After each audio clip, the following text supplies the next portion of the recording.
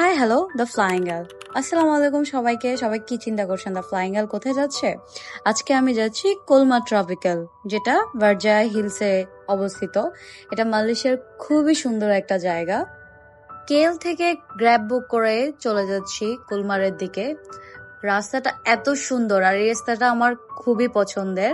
আপনারা যারা গ্যাংটিং আইল্যান্ডে গিয়েছেন তারা এই রোডটাকে খুবই ভালোভাবে চিনবেন। গ্যাংটিং আইল্যান্ডের রোডটা দিয়ে হচ্ছে ওই জায়গাটাতে যায়, বাট ওটা অন্য একটা সাইডে। ক্যাফং, গ্যাংটিং আইল্যান্ড আর এই জায়গাটা অলওয়েজই ঠান্ডা থাকে। আমি বেরোতে বের না হতেই পেয়ে গেছি বৃষ্টির পরেই পেয়ে গেলাম সুন্দর একটা ওয়েদার। অনেক সুন্দর লাগে আসলে। আমার এমনি তো পাহাড় পছন্দ, এই জায়গাটা দেখলে আমার এমনিতে মন ভালো হয়ে যায়। চিন্তা করছিলাম কোথায় যাব, তখন চিন্তা করলাম এই জায়গাটা খুবই ফেমাস। এটাকে সবাই অ্যানাদার নামে চেনে, ফ্রেঞ্চ ভিলেজ নামে। এটা মূলত তৈরি হয়েছে ফ্রান্সের একটা গ্রাম, ওই গ্রামটাকে রিপ্রেজেন্ট করা হয়েছে ফ্রেঞ্চ ভিলেজ নামে। সো কুলমার বললে অনেকে চেনে না, কুলমার ট্রপিক্যাল বললে অনেকে চেনে না, এখন ফ্রেঞ্চ ভিলেজ নামে এটা খুবই ফেমাস। আপনারা দিনে গিয়ে দিনে চলে আসতে পারবেন, গ্র্যাব অ্যাভেলেবেল পাবেন, গ্র্যাব ট্যাক্সি বুক করে চলে যেতে পারেন। সুন্দর একটা টাইম যাবে। আর রাস্তাটা এত সুন্দর, মাশাআল্লাহ, মনে হবে পাহাড়ের মাঝে হারিয়ে যাচ্ছে। যত রাস্তা যাচ্ছে তত ঠান্ডা লাগছে, খুবই সুন্দর ওয়েদার। সো রাস্তা দেখতে দেখতে চলে এলাম আমাদের গন্তব্যে। আর মাশাআল্লাহ দেখো কি সুন্দর ওয়েদার আমাকে এত পরিমাণে সাপোর্ট দিচ্ছিল। আকাশ পুরো মেঘলা আর বাতাসে মনে হচ্ছে সবকিছু উড়িয়ে নিয়ে যাবে। আমার ভিতরে যেতে ইচ্ছে করছিল না, আমার মনে হচ্ছিল আমি এই জায়গাটাতে থেকে যাই। এত সুন্দর ওয়েদার ছিল মাশাআল্লাহ, মানে এত সুন্দর। আমি সবাইকে সাজেস্ট করব যারা মালয়েশিয়া ঘুরতে যাবেন, মাস্ট এই জায়গাটা ঘুরতে যাবেন। খুবই ভালো লাগবে ফ্যামিলির সাথে, বাচ্চাদের সাথে। ওয়েদারটা এত ঠান্ডা ছিল, আমার খুবই ভালো লাগতেছিল। আমার মনে হচ্ছে আমি পাহাড়ের মধ্যে হারিয়ে গিয়েছি, এত ভালো লাগতেছিল। সো এই যে দেখো, আমি লিটারেলি একটা পোজ দিচ্ছিলাম যে ভিডিও করবো, এর মধ্যে চলে আসছে অনেকগুলা মাঙ্কিজ। আমি ওদেরকে ডাকতেছিলাম কাছে আসার জন্য, ওরা আমার আশেপাশে ঘুরঘুর করতেছে। আসলে হালকা বৃষ্টি পড়ছে, ওরা সবাই একসাথে বের হয়ে আসছে, পুরো কতগুলো বানর। আমি তো দেখে পুরো পাগল হয়ে গেছি, আমি দৌড়াদৌড়ি করতেছি বাচ্চাদের মতো। আমার এত ভালো লাগতেছিল, কি সুন্দর ওয়েদার। আমি ওদেরকে ডাকতেছিলাম, তো আমাকে দেখে দেখে ওরা লাফায় লাফায় অন্যদিকে চলে যাচ্ছিল। এই যে দেখো কতগুলা, সবগুলো চলে যাচ্ছে ওইদিকে, পাহাড়ের দিকে চলে যাচ্ছে। এটা পুরোটাই একটা পাহাড়ের উপরে এই জায়গাটা, সবসময় ঠান্ডা ওয়েদার থাকে। আর আমি এতগুলা মাঙ্কিজ কখনো একসাথে দেখিনি, এটা আমার ফার্স্ট টাইম ছিল। আমি খুবই এক্সাইটেড অ্যাকচুয়ালি এটা নিয়ে।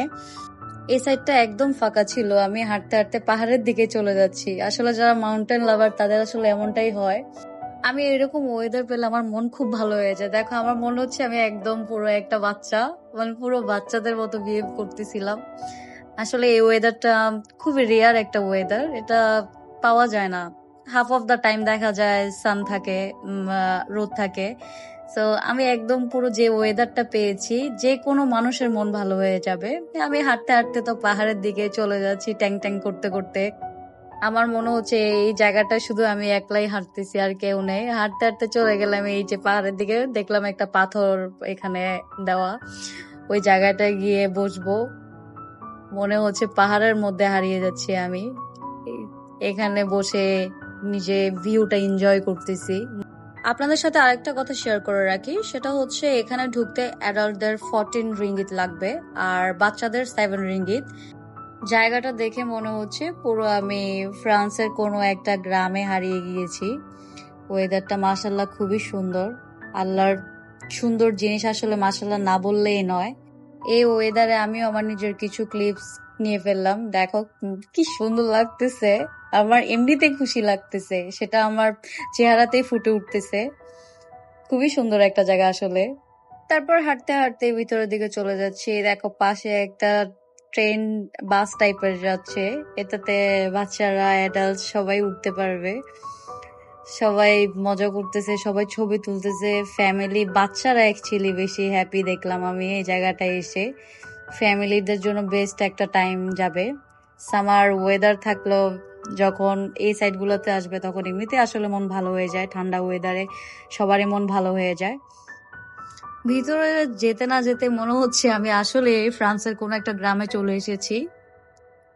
হাঁটতে হাঁটতে দেখছিলাম হঠাৎ করে আমার সুভিনিয়ার শপের দিকে নজর গেল। আমি তো সুভিনিয়ার কালেক্ট করবই, সো চলে এলাম শপের মধ্যে। ওদের কালেকশন গুলো খুবই সুন্দর ছিল, ইউনিক কালেকশন। আমার মতো কার কার সুভিনিয়ার শপ অ্যাস্থেটিক টাইপ খুবই পছন্দ জানাবেন। সব থেকে বের হয়ে দেখলাম একটা ট্রেন দাঁড়িয়ে আছে, ওটা খুবই ভালো লাগতেছিল আসলে। আমি মনে হচ্ছিল বাচ্চা হয়ে গেছি, বাচ্চাদের মতো ট্যাং ট্যাং করে নাচতেছি। 7-Eleven-ও আছে, স্টারবাকস, সবকিছু আছে, তো খাবার নিয়ে কোনো টেনশন নেই। আবার একটা টাওয়ারের মতো দেখলাম, আমি এখন এটাতে উঠবো। টপ থেকে এটার ভিউটা ঠিক এরকম, উপর থেকে মনে হচ্ছে অনেক বছর পুরনো ফ্রান্সের কোনো একটা গ্রামে ঢুকে গেছি, তো এরকমই ফিল হচ্ছিল। বাট উপরেরটাতে তেমন বাতাস ছিল না, কারণ চারপাশে গ্লাস দেওয়া। এগুলো পুরোগুলো হচ্ছে সব হোটেল, রিসোর্ট, তারপর অ্যাডভেঞ্চার করার জন্য টয়েস, এই টাইপের কিছু। তো এই রিসোর্টটা খুবই ভালো লাগলো, এটা ঘুরতেছি, কোনো মানুষজন ছিল না, তাই আসলে মনে হচ্ছে আমি স্যান্তরিনাতে চলে এসেছি। স্যান্তরিনিতে এরকম একটা ভাইব দিচ্ছিল এই জায়গাটা। হাঁটতে হাঁটতে আমার 3টা বন্ধুর সাথে আমার দেখা হয়ে গেল। দেখো দেখো আমার ফ্রেন্ড। ঘুরতে ঘুরতে সন্ধ্যা হয়ে গেল। দিনে যে ভিউটা ছিল, রাতের ভিউটা অসম্ভব সুন্দর ছিল, সব দিকে লাইটিং করা। আর ওই যে 7-Eleven-এর পাশ দিয়ে দেখা যাচ্ছে ফুল মুন। আজকের ডেটা মানডে ছিল, এটা ইয়ারলি মালয়েশিয়াতে একবার এই ফুল মুনটা সেলিব্রেশন হয়, এটা আমি পেয়েছি, আসলে খুব সুন্দর ছিল। আমি পারফেক্ট একটা টাইমে এই জায়গাটায় ঘুরতে এসেছি। আপনারা চেষ্টা করবেন এমন টাইমে আসার জন্য যেন ইভিনিং টাইমটা সহ দেখে যেতে পারেন। সো গাইস, ফুল মুন দেখতে দেখতে এখানে আমার শেষ হলো আজকের ঘোরাঘুরি। পরের ব্লগে দেখিয়ে দিব নেক্সট কোথায় যাচ্ছি। সবাই তোমরা পাশে থাকবে, সাপোর্ট করবে, সবাই ভালো থাকবে। আল্লাহ হাফেজ।